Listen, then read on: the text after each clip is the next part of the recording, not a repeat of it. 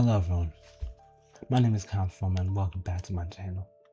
I know unfortunately my uploading schedule has been rather grave and about as inconsistent as the performance of like Paul Pogba per se. Just do that random out, just random out there, which basically means I haven't been uploading as much. I ghosted on the predictions, and I've ghosted on the reviews. Seeing that I only have about 15 hours at the time of recording this to record this video and edit it, I'm gonna try to make this as short form as possible. And then I'm just gonna do match reviews quickly, and then I'm just gonna speed run through doing my days, I've already forgotten. A pre-match review. I've already forgotten the official title I use. Pre-match review for the FIFA World Cup final, which is gonna be the biggest international tournament, the biggest stage. It's gonna be played at the biggest stage. Probably not. MetLife's not really the biggest stage, but you get my point. This is going to be the biggest game in sports history. Probably the biggest game probably the biggest television event in the world. Like billions of people are going to be watching. It's probably going to be a full house at MetLife Stadium. Well, we will see. But for now, let's just get through the predictions. Let's just do the match reviews and the predictions quickly. So first, we're going to start with the first quarterfinal, which was Norway versus England. Norway's Andreas Schjelderup, I probably pronounced that wrong. Schjelderup probably did open the scoring early for Norway. Shortly afterwards, Alexander Sørloth had Erling Haaland through on goal for Norway. Although Alexander was on a 2v1 situation while Haaland was completely open, Sørloth instead opted to shoot, leaving Haaland absolutely hanging. Shortly afterwards, Jude Bellingham would score an equalizer, and in extra time, he would score a 93rd minute winner that sent England to the semifinals.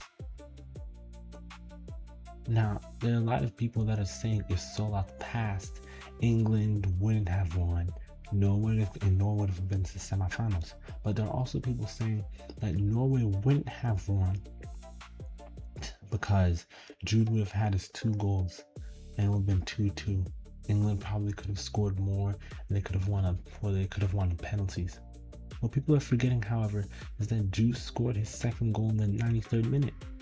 If Sørloth passed to Haaland, Haaland likely would have scored. If Haaland scored, the score would have been 2-0. So even if Jude had scored, the game would have been 2-1, meaning that his goal would have been dead rubber, meaning that Norway would have been a World Cup semifinal. But that's football. Norway were out, and England were in. Speaking of quarterfinals, Argentina faced Switzerland in Kansas City. Argentina opened the score early with a Lionel Messi assist through Alexis McAllister. However, right before the second water break, or hydration break as they call it, Dan Ndoye of Switzerland would score the equalizer. After Ndoye's goal, though, Switzerland's momentum would have been absolutely ruined thanks to Breel Mbolo, who dived. Of course, you get a yellow card for diving. However, Mbolo had fouled Leandro Paredes earlier in the game and got a yellow card. Shockingly enough, when Leandro Paredes was guarding Mbolo, he dived. Initially, Paredes was the one who got the yellow card. However, after VAR made a review, Mbolo was deemed to have been part of a mistaken identity situation and was sent off with a 2nd yellow card as a result for diving or simulation. What this man has against Leandro Paredes, I genuinely do not know, because he ended up costing his team the game. In extra time, Julian Alvarez will score a curling strike, and Lautaro Martinez will score what was basically the goal that sealed the victory for Argentina in a 3-0 win and sent them to the semifinals. In the semifinals, France would face off against Spain. During this game, France were considered the better team and were expected to make the final. However, shockers would arrive.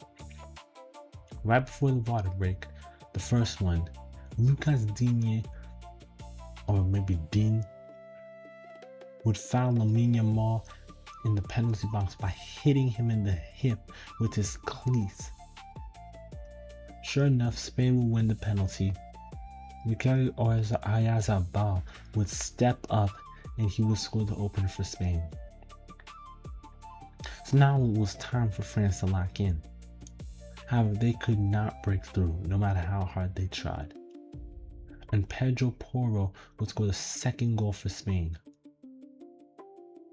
By this point, it was over for France. They tried, they attacked, they defended, they did what they tried to set out to do, but they could not do the job. Unai Simon was a beast in goal, mind you. Although the French national team did the Mbappe special, which is basically nothing. The whole French attack did the Mbappe special. Nothing. Unai Simon was putting up a shift. When the balls did go to him, he made save after save after save after save. He recorded like 4 saves in that game. Deny France time and time again. He was literally putting his whole body on the line, trying to stop France from scoring. He took a few knocks, but basically died for the match during that game. Unai Simon's heroes were rewarded with a 2-0 win and a trip to New Jersey for the World Cup final. The other semifinals were between England and Argentina. Besides the fact that these two countries, England and Argentina, had a lot of history between them over like the Falkland Wars and like in 1982, I think, but definitely in 1986 they faced off in the World Cup quarterfinals, and their rivalry only grew when Diego Maradona basically dunked on their keeper and their entire defense in Mexico in 1986. And then in 1998, there was the infamous David Beckham red card after a foul on Diego Simeone that basically got England knocked out of the World Cup on penalties after a 2-2 draw. There was history. There was a lot of bad blood, honestly. These guys may live thousands of miles away from each other, but they don't like each other. They don't like each other on any grounds. And this was a World Cup semifinal. This wasn't a World Cup quarterfinal. These teams were fighting for a spot at the World Cup final. So they would have basically a 50-50 chance to be world champions. England were looking to win this one. It had not been a good decade for England. First off, they lost Euro 2021. They lost the Euro 2024 final, the second consecutive final defeat at a European Championship. And off the top, if my memory serves me correctly, they got relegated from Nations League A at one point between 2023 and 2025. At some point between then. Life for Argentina was good. They won a Copa America. They won a Finalissima. They won a World Cup. They won another Copa America. They had 4 international trophies in the last 5 years. 4 international trophies in the last 5 years. Have you ever heard of that before? I can't remember the last time a national team won 4 international trophies in 5 years. Not even since like the Joga Bonito Brazil team between 1997 and 2002. Besides that, I can't really name a national team that's done that. Life from the Albi Celeste and their fans was good. Things got shaky though in the 55th minute when the Three Lions Anthony Gordon would score a 55th minute opener. Now, this was a World Cup semifinal against Argentina, the world champions, the team that had a great attacking prowess. You would think that Thomas Tuchel would try to score another goal to seal the game. Obviously, There's no ceiling of the game against Argentina. You never know what can happen with these guys. They will literally play terrible for the first 80 minutes. The second is the 80th minute, all of a sudden they're playing like 2022 Argentina again. You would think that Thomas Tuchel would take this fact into consideration. He did not. What Tuchel did, he parked the bus. He parked the bus when England were 1-0 up. When England were 1-0 up, he parked the bus. Going into this game, I knew Argentina were going to win. That doesn't mean I wanted them to win. At this point in time, somebody needs to rip the script. The script ain't getting ripped so far. Gordon scored the opener, but surprise, surprise, Tuchel parked the bus.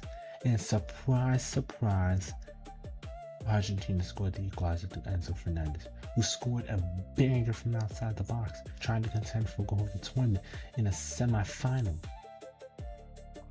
Now, Tuchel and his team could have at least forced extra time. That's not what happened at all. No, what happened was Lautaro Martinez scored a late header. I think it was a late header between against England, and secured the win for Argentina. Meaning that the Three Lions had bottled a win yet again. Now there are calls for Tuchel to be sacked, and I don't blame the Three Lions fans for being upset. You cannot park the bus against Argentina. It's not a good idea. It's not a good idea, especially considering the calls. There are certain calls that are reasonable, and then there are certain calls that are questionable. You cannot take risks against this Argentina team. It's not even just the refereeing decisions. You have to admit though, this Argentina team do have midfielders, and they do have forwards. They may have a lousy defense at times, but they do have backup. They do have attacking prowess. You cannot hold off. You cannot bring on defenders with your team 1-0 up. You can't hold Argentina back for 35 minutes. It's not happening. You're not Germany. You're not Germany in 1990. He doesn't realize that he's not Germany at the 1990 World Cup in Italy. You can't hold a team for 85 minutes playing Harambe, get a penalty, score it, park the bus for another 5 to 10 minutes, and then win a World Cup. Or in this case, go to a World Cup final. It won't happen. That's not the same Argentina team anymore. This ain't the same Argentina, man. With that, England were forced to go to a third place playoff where they faced France. But by this point, I was basically, I predicted what? I've predicted on this channel what? I predicted that Argentina would be Switzerland, and I predicted Norway would be England. I believe I said that. Norway are gone. I predicted Argentina right, but they won 3-1 instead of 3-2. So I was 1 for 2 in predicting wins, but 0 for 2 in scorelines and wins. And then it got worse. I predicted France would beat Spain 4-3. France didn't even score a single goal. You didn't see my Argentina-England predictions, but I predicted what? A 3-2 win again? Argentina won 2-1. They won, but it wasn't 3-2. I was basically 0 for what? I was like 0 for 4 or like 0 for 5. I'm not really counting. 0 for 5 at the most in World Cup predictions. It was not good for me. Off the top of my head, I predicted France would beat England 3-0. Mbappe would get a brace. Mbappe, Olise, and I don't know, Dembele would score. Mbappe did score. In fact, he got a brace. Dembele did score. We have to talk about Olise though. Matter of fact, I got words for everybody. For that France team, I got words for everybody. France versus England. It's Miami. It's Miami. It's sunny. I don't understand what happened. You're not doing it on a cold Friday night in Stoke. It was cold Tuesday night in Stoke. What I mean is cold Friday night in New Jersey. I'm honestly glad. You have to be glad for the sake of everyone's humility and what probably their whole dignity that this game wasn't held in New Jersey. It was pouring. It was pouring basically the whole day yesterday. There were thunderstorms, there were rainstorms. It rained like a whole inch. You hear about there being there's pollution from Canada with the amount of rain there was the amount of rain there was last night. You wouldn't even believe that the skies were orange. It was only gray. You didn't see a hint of orange unless you were watching the sunset, and even then it was like cloudy. Who knows? If France lost the way France lost, you would have thought you were watching what? I don't know. Arsenal just tried to play halal ball and failed. And then if Mikel Arteta was their manager and they played at MetLife Stadium, he probably would have said something like, "We must remember it was raining." Like it was raining for the other team too. But I'm just rambling right now. I said this was I was acting like it was gonna be a short form. I've already used it like 20 minutes. I gotta make it quick so I can predict the Spain-Argentina game. Anyways, it was sunny. The conditions were great. And Declan Rice will score for England first. After 3 minutes, Mike Maignan had a total blunder, and England took the lead. Okay. No biggie. It's no biggie.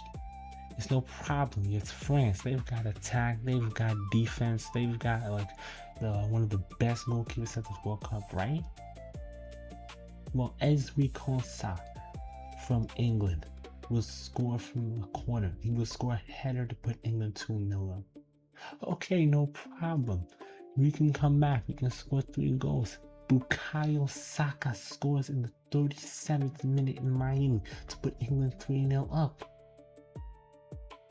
Now this was bad. This was really bad. You just couldn't see the 3 goals in the first half.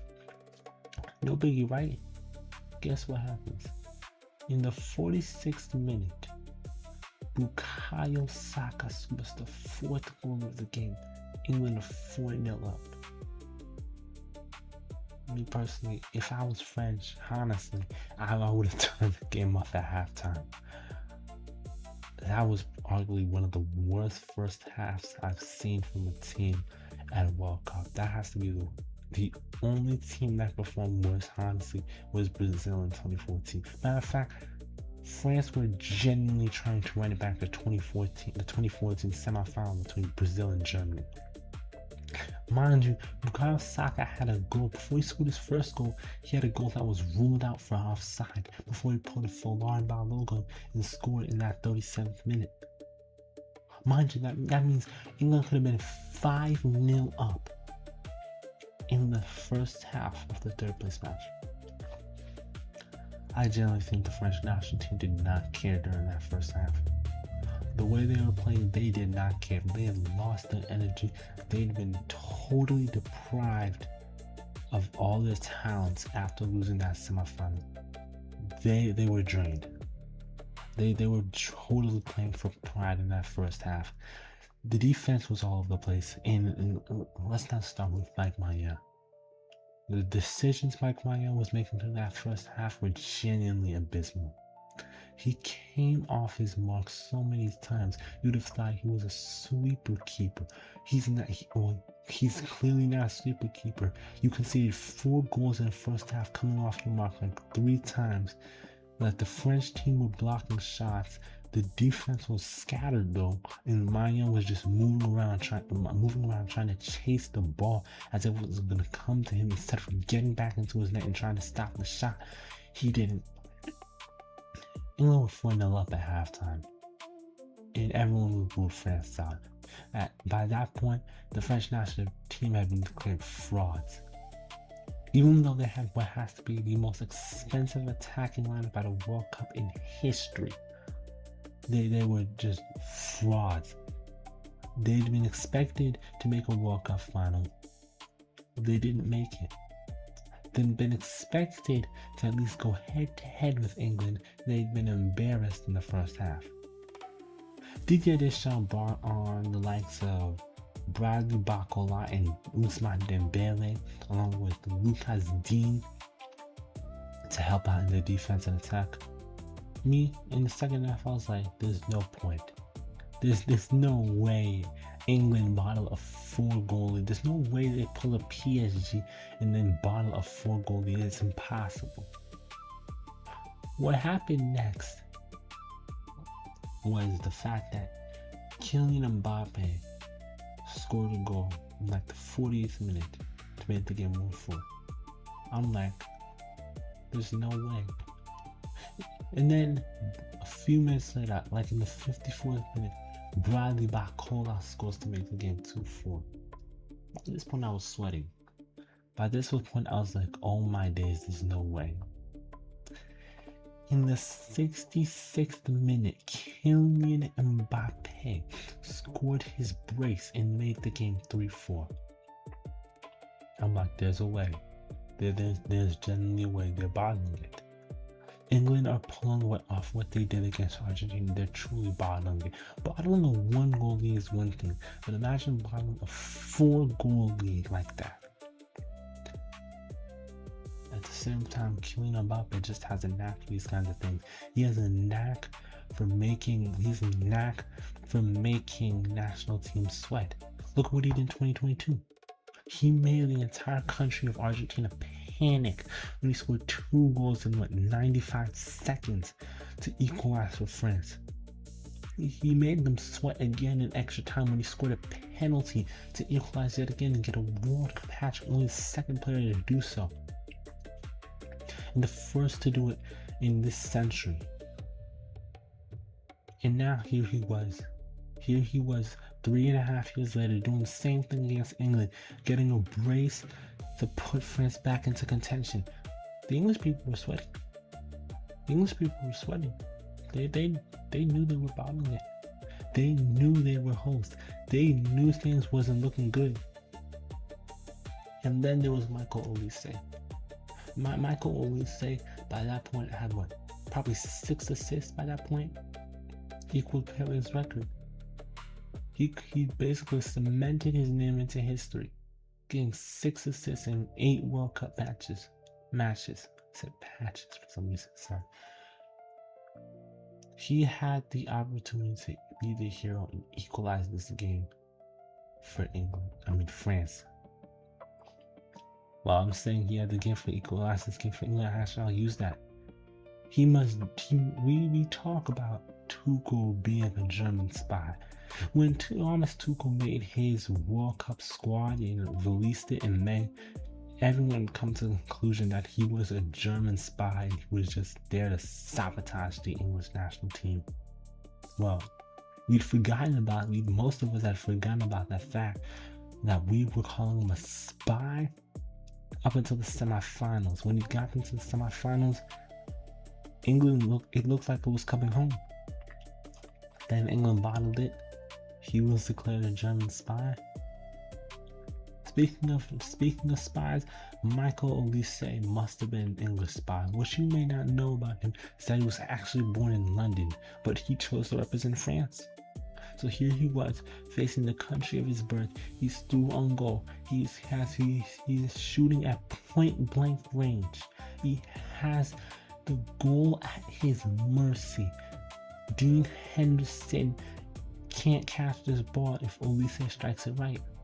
What Michael Olise tries to do, he tries to shoot, but he misses. From point blank range, he misses. This is a goal he would have scored at Bayern. There must generally be something about German defenders in the Bundesliga then, because this is probably a chance he would have taken at Bayern. Your nation is losing by a goal after being 4 goals down, and they need an equalizer. And you instead, from point blank range, you miss. Honestly, Olise's Ballon d'Or just vanished into thin air after that. He can stat pad assists in the Bundesliga in August and September and stat pad goals, but his Ballon d'Or is vanished into thin air. Yes, he's going to be the World Cup's top assister. Yes, he's broken the record for most assists in a World Cup because he got 7 assists in 8 World Cup matches now. But that miss was costly. That miss could have gotten France back into the game. Not only that, he missed another shot with the goal at his mercy. He missed another point blank range shot. Does he have 2 weak feet or something? Those were some deadly misses. Those misses cost France the game. Want to know why? Because in the 85th minute, Malo Gusto, one of France's fullbacks, is chasing after, I already forgot who it was. I think it was Bellingham. No, it was Jed Spence. I remember now, it was Jed Spence. Jed Spence running up the wing. Gusto is chasing after him. Gusto fouls Jed. The ref gives a penalty. England now have the chance to basically seal this game. It's 3-5. Olise has missed 2 chances. Or should I say their English spies missed 2 chances. Jude Bellingham has the ball. He gives it to Saka. Saka scores the penalty. Secures the game. 3-5. Ousmane Dembele scores in like the 96th minute. He puts France back into contention. However, Jude Bellingham gets his goal. 6-4. One of the most insane third-place matches of all time. Honestly, it could be the game of the tournament, but that's primarily because neither defense was doing a good job. Mike Maignan can't just really be the scapegoat for the kind of stinker the French national team had in that first half. The defense has a lot of explaining to do too. Olise has a lot of explaining to do too, cause like there was what? There was Dembele, there was Mbappe, there was Barcola putting in shifts. When your country needs you to score an equalizer, you have to take the chance. You can't just stat pad against Northern Ireland and get a hat trick and then just completely just vanish into thin air when they need you against Spain and England. Oh my days. So we're probably gonna go over the France-England game much more another time, but this video is almost already 30 minutes. It's gonna take a while to edit this. So let's just go over the Spain-Argentina game quickly. Let's predict it. This is one of the most hyped finals of all time. This has to be. Spain have a 42% chance to win on Google. Argentina have like a 27% chance to win. And now we have Lamine Yamal versus Lionel Messi. We didn't get this matchup in the Finalissima because it was canceled, but now we got it in the World Cup final in New Jersey. Me personally, if I'm asked to predict what the result of this game, I think Spain are gonna win. No, I really hope Spain are gonna win. Let me just give you my prediction.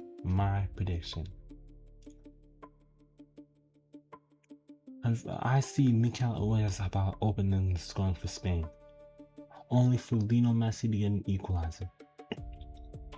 What I do see is Lamine Yamal silencing his critics and scoring a World Cup goal for Spain to make the game 2-1, meaning that he will be younger than Mbappe by what, 100, 200 days. When Mbappe scored that World Cup final goal in 2018 and 19, Lamine Yamal will only have been 19 years and a week old when I've scored a World Cup final. People are saying that Lamine Yamal is not contributing to Spain's World Cup win, but he will show up in the final and he will be there.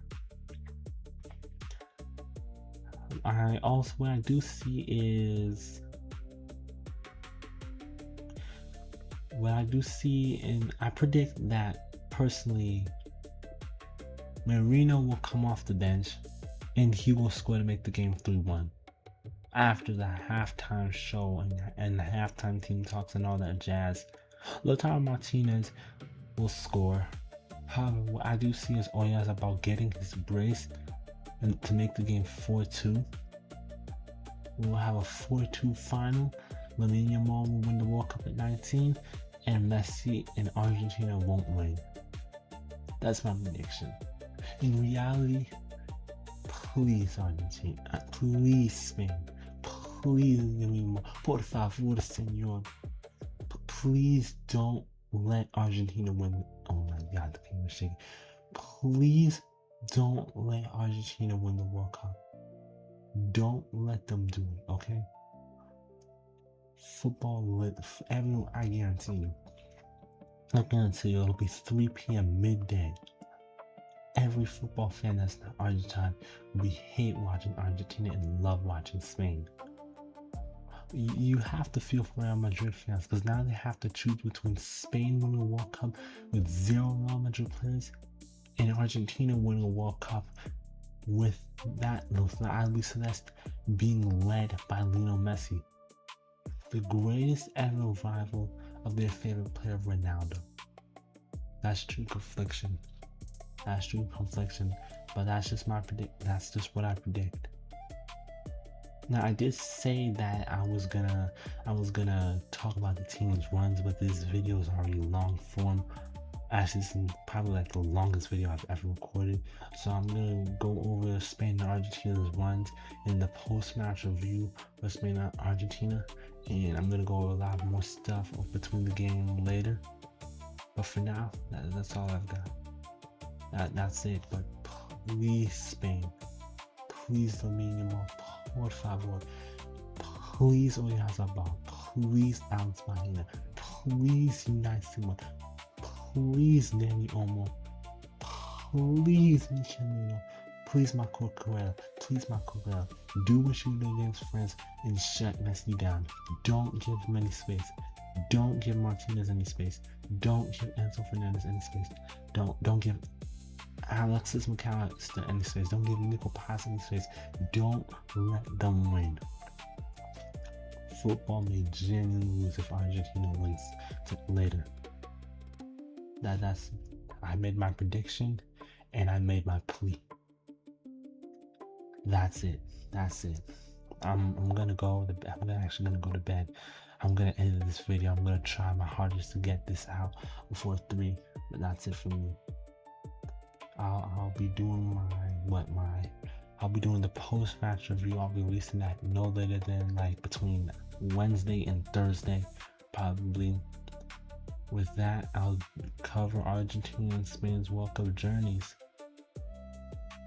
and then I'll just probably do my World Cup reviews for the predictions. We'll go over that probably either on the weekend or next week. But for now, that's it for me. I gotta go and edit this video, and then we'll see what happens. Hopefully this World Cup game is an absolute masterclass. We will see. Hopefully it's kind of like what last final or the 3rd place match. Hopefully we get a goal fest, but I do hope that these Spain and Argentina players get a good night's rest and know how to defend. I really, if Spain take notes from how France defended during this game, during that 3rd place game, they might win. But if they take the example, if Unai Simon takes the example of Mike Maignan, they're not winning. Argentina is going to be over for all. It's going to be over for Portugal fans. It's going to be over for Brazil fans. It's going to be over for Uruguay fans. It's going to be over for Messi here. It's going to be over for everybody. If Spain win, football is going to win. But if Spain don't lock in tomorrow, Argentina will win and people are going to say football lost. And this will probably be one of the most controversial World Cup wins of all time. They'll basically run it back to 1978. But we shall see. That's it for me. Thanks for watching. Goodbye. We'll see what happens. Until then, that's it. Peace. as they say, peace or just bye. Bye bye.